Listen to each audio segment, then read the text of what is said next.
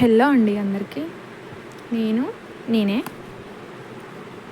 తెలిసిందేగా, పొద్దున్నే లేచి వాకిలంతా ఊడ్చుకొని నీట్గా ఊడ్చుకుంటున్నా. ఈ లోపల మా మామయ్య బయట ఊడ్చేశారు కూడా.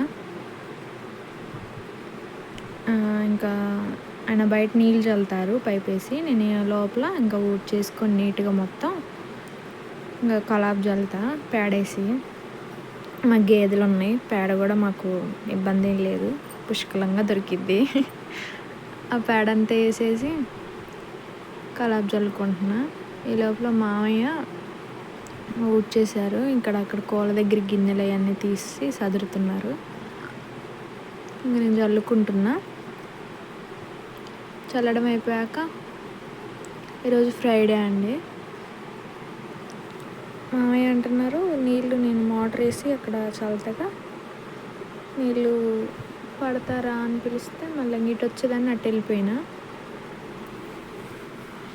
అలా నీళ్ళు పట్టుకొని ఇంకా కోడి వచ్చింది ఇక్కడికి, కెమెరా దగ్గరికి. కోడి వచ్చి చూసుకుంటుంది అన్నమాట కెమెరాలో, ఏంటిది ఇది ఎంతగానో. హలో అండి. మళ్ళీ ఎందుకు హలో చెప్తున్నా అంటే, నేను వాయిస్ ఓవర్ ఇస్తుంటే మధ్యలో ఆఫ్ చేసా, మళ్ళీ స్టార్ట్ చేసి మర్చిపోయి మళ్ళీ హలో చెప్తున్నా. ఏమనుకోకండి. ముగ్గేసుకుంటున్నా. మా ఆయన వీడియో తీస్తున్నారు. ఇది నార్మల్గా తీసుకుంటున్నాండి, ముగ్గేసుకుంటున్నా. ఎందుకంటే స్కూల్కి టైం అయిపోతుంది. ఈరోజు లేట్గా లేచిన అనమాట.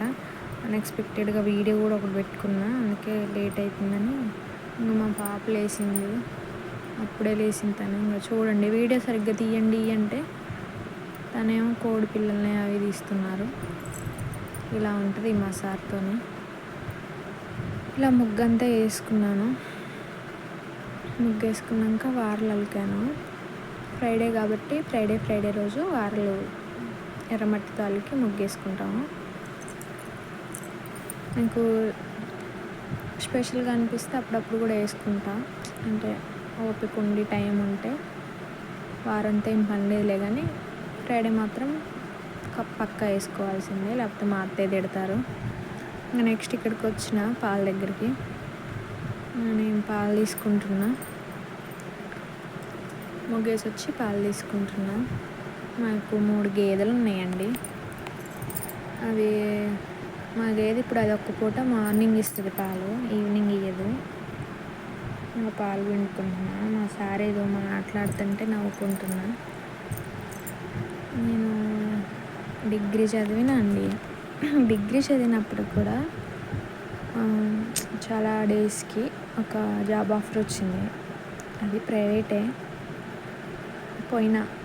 నాకేమో ఫస్ట్ టైం అన్నమాట అలా బయటికి వెళ్ళడం. డిగ్రీ కూడా నేను ఇంట్లోనే ఎక్కువ చదువుకునేదాన్ని. మామూలుగా ఎగ్జామ్స్ రాసేదాన్ని. ఇంకా డైలీ కాలేజ్కి వెళ్ళి చదువుకోలే నేను. అంత బయట కమ్యూనికేషన్ స్కిల్స్ అవి తక్కువ ఉండేవి నాకు. ఇంకా నేను వెళ్ళిన ఇంటర్వ్యూలో సెలెక్ట్ అయినా బాగానే ఉన్నా. బట్ నాకు చిన్న ఇష్యూ వల్ల అది మానేయాల్సి వచ్చింది ఆ జాబు. కాకపోతే ఆ జాబ్లో ఉంటే నేను ఇప్పుడు ఈ వీడియోలు తీసుకుంటా ఉండకపోయేదాన్ని.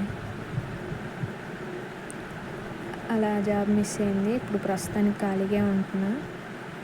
ఖాళీగా ఉండి నాకు నేను అస్సలు నచ్చట్లేదండి. ఫస్ట్ ఆఫ్ ఆల్ ఏదో ఒకటి ట్రై చేద్దామని యూట్యూబ్ స్టార్ట్ చేసి కూడా 1 year అవుతుంది.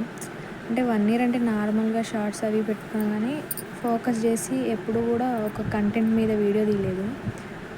ఇప్పుడు ఏంటి అంటే ఇంకా ఖాళీగా ఉంటున్నా, ఏదో ఒకటి చెయ్యాలి. ఖాళీగా ఎన్ని రోజులు ఉంటాం, మనకి టైం ఉన్నప్పుడు, ఏజ్ ఉన్నప్పుడే కదా ఏదైనా చేసుకునేది అని అనిపించి, ఏదైతే అయింది, సక్సెస్ అయితే అవుతుంది, లేకపోతే కాదు. మనమైతే ట్రై చేసినాక చూద్దాము అన్నట్టు ట్రై చేసినాం. ఇంకా నెక్స్ట్ అంట్లు తోమేసి బట్టలు నానబెట్టుకున్నాను. అంతకుముందే లేవగానే ఇంకా బట్టలు ఉతుక్కుంటున్నాను. బట్టలు ఉతుక్క ముందు అంట్లు తోమేసినాక పిల్లలకి లంచ్ బాక్సులు కట్టి మా అత్తయ్య వంట చేశారు. లంచ్ బాక్సులు కట్టి వాళ్ళని రెడీ చేసి వాళ్ళని పంపించి వచ్చి ఇప్పుడు ఇంకా బట్టలు పెట్టుకున్నా. ఈ వీడియో కొంచెం స్లోమోలో వస్తుంది. నేను ఒకటి చేస్తే ఇంకొకటి వస్తుంది. అవి ఎడిటింగ్ కూడా అంత సరిగ్గా తెలియదండి. ఏదో చేస్తున్నా అంటే చేస్తున్నా, అంత పర్ఫెక్ట్గా తెలియదు. కాకపోతే ఏమైనా మిస్టేక్స్ ఉంటే కామెంట్ చేసి చెప్పండి. ఇంక ఇలా చేయొచ్చు సిస్టర్, ఇంకా ఇలా చేస్తే బాగుండేది అని ఏమైనా సజెషన్స్ ఇస్తే ఇవ్వండి.